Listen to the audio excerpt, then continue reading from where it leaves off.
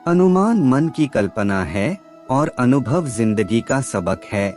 सच्ची खुशी तभी होती है जब आपकी सोच, कथन और कर्म में समानता हो। जैसे तेल समाप्त हो जाने पर दीपक बुझ जाता है, उसी प्रकार कर्म के क्षीण हो जाने पर भाग्य भी नष्ट हो जाता है। मौन सबसे अच्छा उत्तर है किसी ऐसे व्यक्ति के लिए जो आपके शब्दों को महत्व नहीं देता। मनुष्य जन्म लेता है तो उसके पास सांसें तो होती हैं, पर कोई नाम नहीं होता। जब मृत्यु होती है तो उसके पास नाम तो होता है, पर सांसें नहीं होती। इसी सांस और नाम के बीच की यात्रा को जीवन कहते हैं। न किसी के अभाव में जियो, न किसी के प्रभाव में जियो। यह जिंदगी है आपकी, अपने स्वभाव में जियो। किसी के प्रति मन में क्रोध लिए रहने की अपेक्षा उसे तुरंत प्रकट कर देना अधिक अच्छा है। जैसे क्षण भर में जल जाना देर तक सुलगने से अधिक अच्छा है। इंसान चाहे जितना भी खुद को व्यस्त रख ले, जिससे वो प्रेम करता है उसकी यादों से नहीं बच सकता। समय कभी नहीं रुकता। आज यदि बुरा चल रहा है तो कल अवश्य अच्छा आएगा। आप केवल निस्वार्थ भाव से कर्म कीजिए और वही आपके हाथ में है। हमारी आस्था की परीक्षा तब होती है जब हम जो चाहे वो न मिले और फिर भी हमारे दिल से प्रभु के लिए शुक्रिया ही निकले। दया होनी चाहिए, कमजोरी नहीं। ज्ञान होना चाहिए, अहंकार नहीं। माता पिता बनना अत्यंत सुखद अनुभव है। उत्साह से जीवन जीना और स्वयं पर महारत हासिल करना खुशी देता है। कोई कुछ भी बोले, स्वयं को शांत रखो। धूप कितनी ही तेज हो, समुद्र सुखा नहीं करते। मन की गतिविधियों, होश, श्वास और भावनाओं के माध्यम से भगवान की शक्ति सदा तुम्हारे साथ है और तुम्हें बस लगातार एक साधन की तरह प्रयोग कर सके सभी कार्य कर रही है। तुम उसके लिए शोक करते हो जो शोक करने के योग्य नहीं है, और फिर भी ज्ञान की बातें करते हो। बुद्धिमान व्यक्ति ना जीवित और ना ही मृत व्यक्ति के लिए शोक करते हैं। तुम अपनी पीड़ा के लिए संसार को दोष मत दो, अपने मन को समझाओ। तुम्हारे मन का परिवर्तन ही तुम्हारे दुखों का अंत है। अगर तुम अपना कल्याण करना चाहते हो तो सभी तरह के उपदेशों, सभी धर्मों को छोड़कर मेरी शरण में आ जाओ। मैं तुम्हें मुक्ति प्रदान करूंगा। सुख दुख का आना जाना सर्दी गर्मी के आने जाने के जैसा ही है, इसलिए इन्हें सहन करना सीखना ही उचित है। धर्म चाहे जो भी हो, अच्छे इंसान बनो। हिसाब हमारे कर्म का होगा, धर्म का नहीं। तुम्हारा मोहग्रस्त होकर अपने कर्तव्य पथ से हट जाना मूर्खता है, क्योंकि इससे ना तो तुम्हें स्वर्ग की प्राप्ति होगी और ना ही तुम्हारी कीर्ति बढ़ेगी। बुरा वक्त आपको जिंदगी के उन सच से सामना करवाता है जिनका आपने अपने अच्छे वक्त में कभी ख्याल भी नहीं किया होता है। किसी दूसरे के जीवन के साथ पूर्ण रूप से जीने से अच्छा है कि हम अपने समय के भाग्य के अनुसार अपूर्ण जिए। जीवन को भगवान से जोड़ दो, सब भगवान पर छोड़ दो।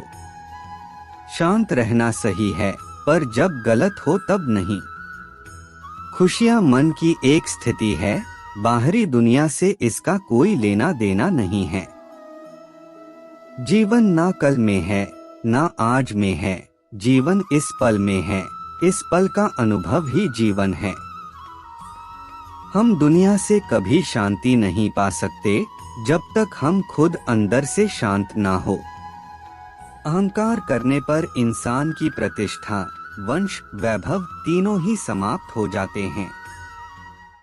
यदि कोई व्यक्ति प्रेम से, भक्ति से पुष्प, फल, जल भी मुझ पर चढ़ा दे तो उसी भाव से उसे स्वीकार करता हूँ, वह मेरा प्रिय भक्त होता है। उससे मत डरो जो वास्तविक नहीं है, ना कभी था ना कभी होगा। जो वास्तविक है वो हमेशा था और उसे कभी नष्ट नहीं किया जा सकता। जीवन में आधे दुख इस कारण जन्म लेते हैं क्योंकि हमारी आशाएं बड़ी होती है। इन आशाओं का त्याग करके देखो, जीवन में सुख ही सुख है। अपने परम भक्तों जो हमेशा मेरा स्मरण या एक चित्त मन से मेरा पूजन करते हैं, मैं व्यक्तिगत रूप से उनके कल्याण का उत्तरदायित्व लेता हूँ। जन्म लेने वाले के लिए मृत्यु उतनी ही निश्चित है जितना कि मृत होने वाले के लिए जन्म लेना। इसलिए जो अपरिहार्य है उस पर शोक मत करो। श्री कृष्ण ने कहा है, अगर तुम्हें किसी ने दुखी किया है तो बुरा मत मानना। लोग उसी पेड़ पर पत्थर मारते हैं जिस पेड़ पर ज्यादा मीठे फल होते हैं। अंत काल में जो मनुष्य मेरा स्मरण करते हुए देह त्याग करता है वह मेरी शरण में आता है। इसलिए मनुष्य को चाहिए कि अंत काल में मेरा चिंतन करें। यह सच बात है कि भूल करके इंसान कुछ सीखता है, परंतु इसका यह मतलब नहीं कि वह जीवन भर भूल करता रहे और कहे कि हम सीख रहे हैं। कृष्ण कहते हैं, इस जगत में मनुष्य भौतिक वस्तुओं का भोग कर सकता है। अगर वे चाहे तो सब कुछ छीन सकते हैं, मनुष्य कुछ भी नहीं कर सकता। स्वार्थ से रिश्ते बनाने की कितनी भी कोशिश करें वो कभी नहीं बनते हैं, और प्रेम से बने रिश्तों को कितना भी तोड़ने की कोशिश करें वो कभी नहीं टूटते। क्रोध से भ्रम पैदा होता है, भ्रम से बुद्धि व्यग्र होती है। जब बुद्धि व्यग्र होती है तब तर्क नष्ट हो जाता है। जब तर्क नष्ट होता है तब व्यक्ति का पतन हो जाता है। आत्मा न तो जन्म लेती है, न कभी मरती है, और न ही इसे कभी जलाया जा सकता है, न ही पानी से गीला किया जा सकता है। आत्मा अमर और अविनाशी है। अगर व्यक्ति शिक्षा से पहले संस्कार, व्यापार से पहले व्यवहार और भगवान से पहले माता पिता को पहचान ले तो जिंदगी में कभी कोई कठिनाई नहीं आएगी। विषयों का चिंतन करने से विषयों की आसक्ति होती है, आसक्ति से इच्छा उत्पन्न होती है, और इच्छा से क्रोध होता है, क्रोध से सम्मोहन और अविवेक उत्पन्न होता है। कृष्ण कहते हैं, जैसे प्राणी अपने पुराने कपड़ों उतार कर फेंक देता है, नए को धारण करता है, उसी प्रकार यह आत्मा पुराने शरीर से त्याग करके नया शरीर प्राप्त करती है। हर किसी के अंदर अपनी ताकत और अपनी कमजोरी होती है। मछली जंगल में नहीं दौड़ सकती और शेर पानी में राजा नहीं बन सकता। इसलिए अहमियत सभी को देनी चाहिए। धर्म युद्ध में कोई भी व्यक्ति निष्पक्ष नहीं रह सकता है। धर्म युद्ध में जो व्यक्ति धर्म के साथ नहीं खड़ा है, इसका मतलब है वह अधर्म का साथ दे रहा है, वह अधर्म के साथ खड़ा है। अगर कोई मनुष्य हमारे साथ बुरा कर रहा है तो उसे करने दो, यह उसका कर्म है और समय उसके कर्म का फल उसे जरूर देगा। लेकिन हमें कभी भी किसी के साथ बुरा नहीं करना चाहिए, क्योंकि यही हमारा धर्म है।